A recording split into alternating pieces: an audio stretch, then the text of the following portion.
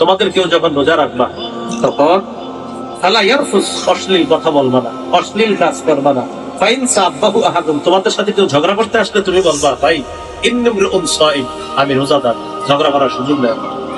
কিছু মানুষ আছে রমজান মাসে দেখবেন এক ভাই মসজিদে বসে কোরআন তেলাওয়াত করতেছে, উনি নিয়ত করছে আমি 3 বার বলবো, আরেকজন পিছন দিয়ে গিয়ে বসে বসে করে আসসালামু আলাইকুম, কি অবস্থা? আচ্ছা, আপনার কি দরকার আছে এখন কি আরে সালাম দাও? উনি না তেলাওয়াত করতেছে, তো তেলাওয়াতরত অবস্থায় গিয়ে বলতেছে ভাই একটু কথা আছে, একটু বেচারা বলছে একটু ওয়েট করেন। এক পারা কইরা কোরআন বন্ধ করছে। উদ্দেশ্য ছিল কয় পারা বলবেন? 3 পারা হলো কয় পারা? 1 পারা।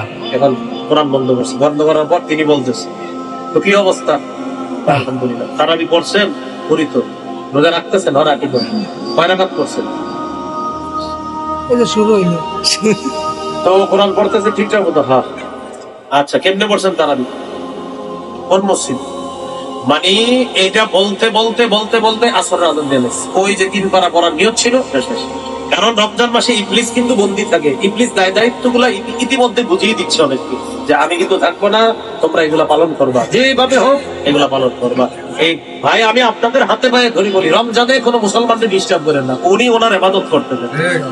কারণ কেউ যদি কথা বলতে আসে আপনার সাথে বলবেন, যদি বলে ভাই একটু কথা বলবো, বলবেন সুবহানাল্লাহ বলো, বলো সুবহানাল্লাহ, বলবেন এটাও বলা। আরে ভাই এটা তো বলা, কি বলা? বলবেন এই যে সুবহানাল্লাহ বলা। আবার যদি ভাই একটু কথা বলবো, আল্লাহু আকবার বলো। রমজানে যদি কথা বলতে বলছে, আপনি যদি বলেন আমার খালি মুখ কিলবিল করে পড়বেন সুবহানাল্লাহ, আলহামদুলিল্লাহ, সুবহানাল্লাহ, লা ইলাহা ইল্লাল্লাহ,